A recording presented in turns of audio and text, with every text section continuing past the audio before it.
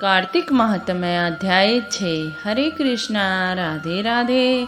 आ गई हूँ आप सभी लोगों के सामने कार्तिक का महात्म्य लेकर।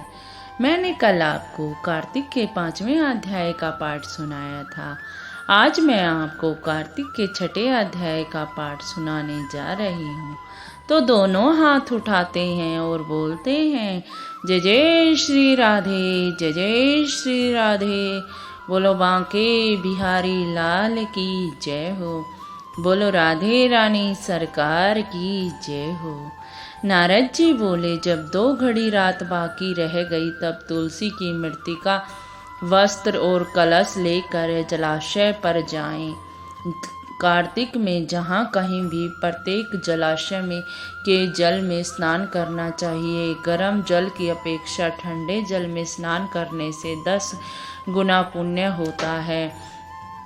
उससे 100 गुना पुण्य बाहरी कुएं के जल में स्नान करने से होता है। उससे अधिक पुण्य बावड़ी में और उससे अधिक पुण्य पोखर में स्नान करने से होता है। उससे 10 गुना झरनों में, उससे भी अधिक पुण्य कार्तिक में नदी में स्नान करने से होता है। उससे भी 10 गुना पुण्य वहाँ होता है जहाँ 2 नदियों का संगम हो। यदि कहीं 3 नदियों का संगम हो तब तो पुण्य की कोई सीमा ही नहीं होती। स्नान से पहले भगवान का ध्यान करें।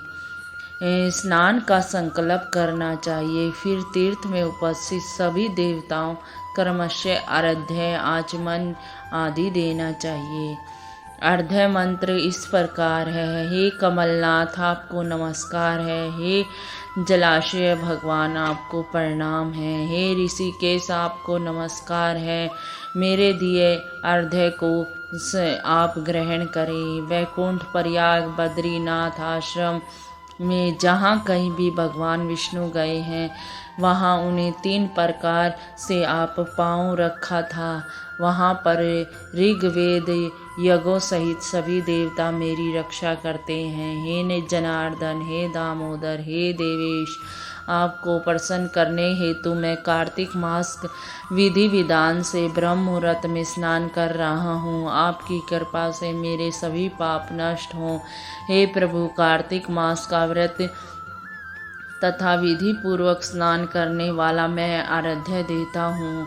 आप राधिका सहित इसे ग्रहण करें। हे कृष्ण, हे बलशाली, हे राक्षसों के संहार करने वाले भगवान, हे पापों का नाश करने वाले, कार्तिक मास में प्रतिदिन दिए हुए मेरे इस अर्घ्य द्वारा कार्तिक स्नान का व्रत करने वाला फल मुझे प्राप्त हो। तत्पश्चात विष्णु, शिव और सूर्य का ध्यान कर जल में प्रवेश कर नाभि के बराबर जल में खड़े होकर विधि पूर्वक स्नान करना चाहिए।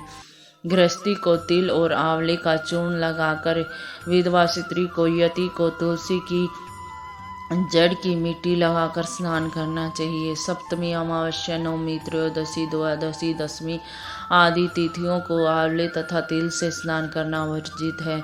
स्नान करते हुए निम्नलिखित शब्दों का उच्चारण करना चाहिए। जिस भक्ति भाव से भगवान ने देवताओं के कार्य के लिए 3 प्रकार का रूप धारण किया, वही मेरे पापों को नाश करने वाले भगवान विष्णु कृपा करके मुझे पवित्र बनाइए। जो भगवान विष्णु की आज्ञा से कार्तिक का व्रत करता उसे इंद्र आदि देवता भी उसकी रक्षा करते हैं, इसीलिए वह मुझको पवित्र करे। बीजों का रहस्य तथा यज्ञों सहित वेदों का मंत्र कश्यप आदि ऋषि, इंद्र आदि देवता भी मुझे पवित्र करें।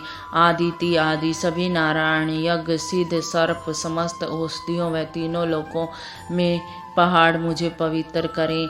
इसी प्रकार कहकर स्नान करने के बाद मनुष्य को हाथ में पवित्र धारणा करें। देवता, ऋषि, मनुष्य तथा पितरों का विधि पूर्वक तर्पण करना चाहिए। तर्पण करते समय तर्पण में जितने तिल रहते हैं उतने वर्ष पड़ते वृत्ति पितरगण स्वर्ग में वास करते हैं। उसके बाद वृत्ति को जल में से निकाल कर शुद्ध वस्त्र धारण करने चाहिए। सभी तीर्थों के सारे कार्यों से निर्वृत्त होकर पुण्य भगवान विष्णु का पूजन करना चाहिए। सभी तीर्थों के सारे देवताओं का स्मरण करके भक्ति पूर्वक सावधान होकर चंदन, फूल, फल तथा भगवान विष्णु को फिर अर्घ्य देना चाहिए।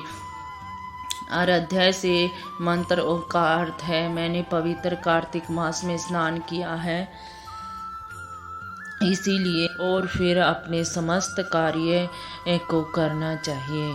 मैं पवित्र कार्तिक मास में स्नान किया है। हे विष्णु, राधिका के साथ आप मेरे दिए हुए अर्घ्य को ग्रहण करें। तत्पश्चात चंदन फूल तंबूल आदि से वेद पाठी ब्राह्मण का श्रद्धापूर्वक पूजन करें और बारंबार नमस्कार करें। ब्राह्मणों के दाएं पांव में तीर्थ का वास होता है, मुंह में वेद और समस्त अंगों में वास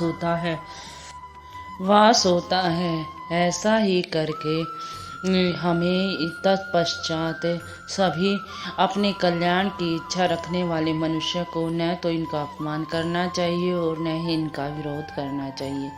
फिर एकाग्रचित होकर भगवान विष्णु और प्रिया तुलसी जी की पूजा करनी चाहिए। उनकी परिक्रमा करके उन्हें प्रणाम करना चाहिए। हे देवी, हे तुलसी, देवताओं ने भी प्राचीन काल में तुम्हारा निर्माण किया था और ऋषियों ने भी तुम्हारी पूजा की थी। हे विष्णु प्रिया तुलसी, मैं आपको बारंबार नमस्कार करता हूँ, मेरे समस्त पापों को नष्ट करो। इसी प्रकार जो मनुष्य भक्ति भाव से कार्तिक व्रत का अनुष्ठान करते हैं, वे संसार में सुखों को भोगा करते हैं, अंत में मोक्ष को प्राप्त करते हैं। बोलते हैं जय जय श्री राधे, जय जय श्री राधे। यहीं पर कार्तिक का महात्म्य समाप्त हो जाता है। कल मैं आपको कार्तिक के 8वें महात्म्य की कथा सुनाऊंगी। चलती हूँ। राधे राधे, राधे राधे।